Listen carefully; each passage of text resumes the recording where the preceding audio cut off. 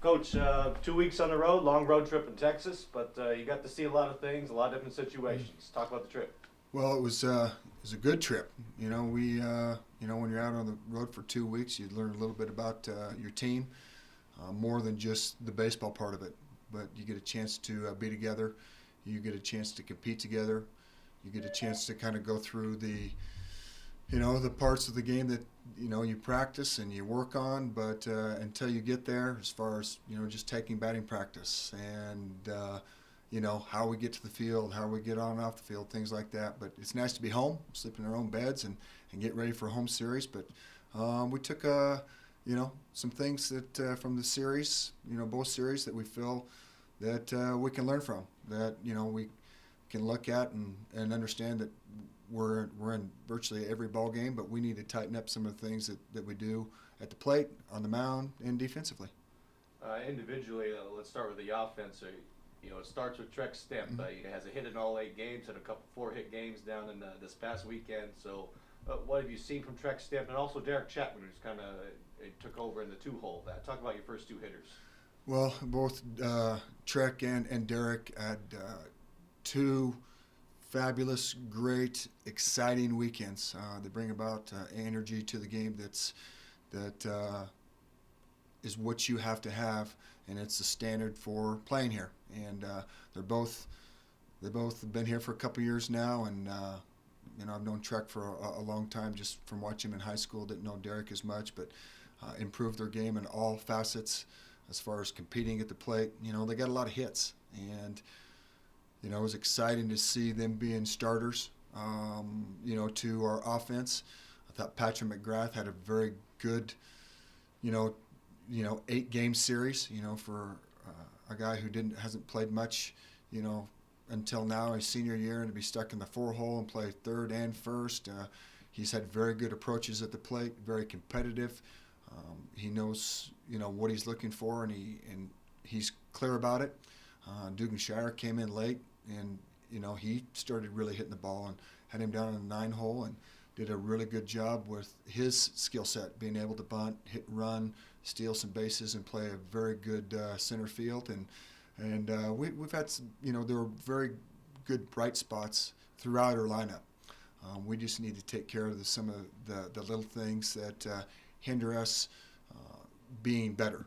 And Cam Frost had some very good ABs, played a very good right field, and I know he's going to continue to get better and better every time he goes out. On the mound, everybody wanted to see Ian Hamilton, how he would adjust to the starter role. What did you see from Ian in this 2 weeks? He kind of settled in. This looks like the second start. Ian got put in a bad situation the first night. We just kind of gave him, even though we didn't have errors recorded, there were errors in my mind as far as being able to get off the field, but he made his pitches, and it was first game out for everybody, and a little anxiety from all parts of us, probably even the coaching staff. But he got better and made better pitches his second outing. I think if you were to talk to Ian and talk to Spence, they'd both say, hey, I need to command my fastball a little bit better. I need to make a pitch, whether it be in or out. I need to execute it. But by the second outing, felt really good about it. And we put him in a tough situation again by not making a play that, in our eyes is routine for our infielders. And, we kept competing, and he took us, I think, into the 6th inning. Did a very good job of that. And, I know he's excited to even grow to another level in his 3rd start. You got to see, you call them veterans, but they're only sophomores. Ryan Walker and Scotty Sunich kind of did what they were supposed to do, and kind of did what they were capable of. And Scotty got a big win, and Ryan got a big win, and Scotty got a big save down the stretch. So those 2 guys were your horses. What did you think of their first 2 weeks? Well, Scotty came out in that 4th game against Texas State and really did a fantastic job. We kind of put toughness in a tough situation where, you might think a guy was out or safe, whatever it may be, but we could have cracked it any time, especially with how the previous 3 games went, but he refused to do that. And, I think we had the bases loaded and runners at second and third, and we decided to intentionally walk a guy. Then we got 2 strikeouts, and so we bent, but we didn't break, and that was a sign of good teamwork. Everybody contributed in that game, be on the mound and at the plate as well. And so, to me, it was a good character win. Ryan Walker did a fantastic job coming in against Houston Baptist, in the 3rd inning right there, and threw 5 great innings, competed. He threw the pitches where he wanted, executed all parts of what he needed to do, and so that was very encouraging for him to get more than just an inning here and there, but he got settled in and did a really good job. And then really quickly on a couple of young pitchers, Parker McFadden and Ryan Ward, you got to see them after not getting to see much of them in the fall. Talk about what you saw from them. It's a little bit different out there. Well, it's 2 freshmen and didn't get to play at all this fall. Both of them were injured, and now they're back healthy. So they're on the fast pace to get their pitches, and they both know, and we can see what can happen when they execute a pitch. They both have good velo. Both have a chance to throw a breaking ball that is a high-level breaking ball to get anybody out. But I think, again, getting another game underneath their belt is only going to help them and help our team. And I know they visit with Spence after each game to find out what they can do better. But, holding runners, they got better. Fielding bunts got better. Executing their pitches got better. I think Ryan would tell you he'd like a little better outing than what he had this last game, and I agree with it because he is better than that. But we can learn from it, and so can they, and we just need to be better every time we go out. And then finally, now you're back home for 8 Yeah. games. How excited are you to have your club back home for 2 weeks and get to play at Bailey-Brayton for the first time, be in that dugout? Well, it'll be great. I know that the excitement in Pullman and for Washington State fans. I've been getting a lot of phone calls and emails with excitement just to see us back here.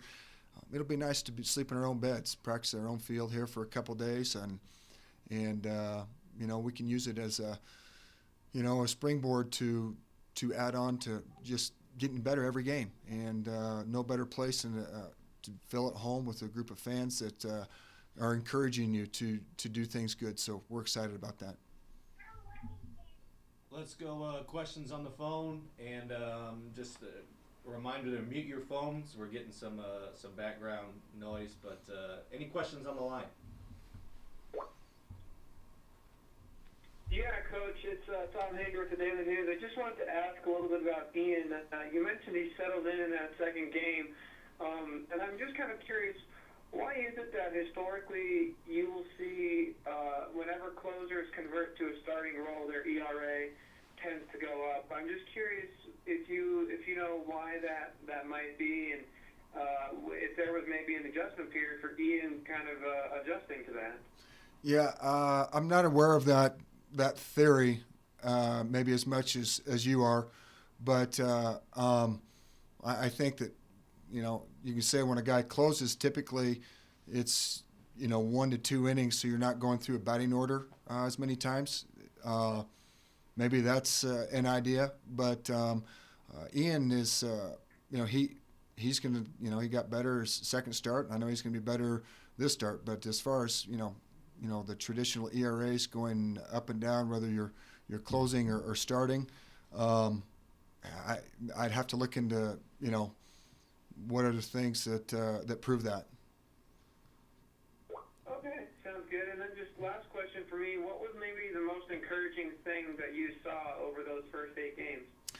Well, I think the most encouraging thing is we got to see everybody play, and we came away with the idea of things that we need to do better as a team, things that we need to do better individually, and being able to attack these kids. We know it's a process. Doesn't matter what year, what team. It's a progression to what you go in to. But I'm happy with so far. I think we got better at bats at the plate. I think the offense is starting to come around and connect in ways that I'd hoped it to, and it's just a matter of now of continuing to get the things that we failed to do at a high level. We have some time now to address it, get better at it, tighten it up, and point those things out so that we can save a run here and there, so we can execute a pitch and get off the field, so that we can execute a play and get off the field. And maybe, we get a runner at third, we can adjust what we're thinking about at the plate and understand what we're doing and score an extra run here or there. Thank you, Coach. Any other questions on the line for Coach Lees? Yeah, Coach, this is Lou Wright with Cougs fan. With a couple of series in the books now, how would you, you had expectations going in. Has anything really surprised you overall by your team hitting or your team pitching performances? Well, I don't know about surprising. I think that, when you go into your first and second series, you're trying to identify things that you're already doing good and things that you need to work on. And, it is in progress with the new staff and things like that. But I can tell you, I'm just excited to get out to practice today. And, we've talked about the things that we need to improve as a group and individually. I know that each one of these kids, they're working to make those changes so that we can be successful as a team. And it was very obvious, the games that we lost, we could pick up a ball or hit a guy in, and the game is set up where you must make pitches, you must pick up the balls you're supposed to and hit in the balls and hit in the runners that are laying out there for you. And when we can get one of those games, I felt like we played one game like that where we pitched. You didn't start out, and Damon didn't have the best game that we feel he can pitch, but we're able to throw strikes with Ryan Walker, execute an offense, and pick up the ground balls. You can stay in any game that is out there, and we just need to get consistent in all facets of the game. We can't have, where we're not putting the ball in play or where we're not making plays or we're not, making pitches. You can't have 2/3 of those and expect to win every game. You may win a game here and there by playing, less than great defense or something like that. But if you're going to be consistent at this level and in this league, you need to be able to do all three of those things every day. And one other question, on a personal note, now that you've got a couple of series under your belt, how does it feel to be a head coach instead of the guy that's standing by there helping? Well, it feels great. You're thinking about probably a few more things. I talked to Coach Holliday a lot, who's at Oklahoma State, and he was been the guy that I could always look to when I was at third base, and he watched everything that was happening. You could go to him, and he'd have suggestions or things like that. And now it's a little bit more on me, which is great. I'm embracing it. I feel good about it. I feel like we're putting kids in the right situations, and we're going to continue to press and everything that we do. That's how we want to play, and we feel like we have a team that can do it once they put their minds to it and embrace it, and they are.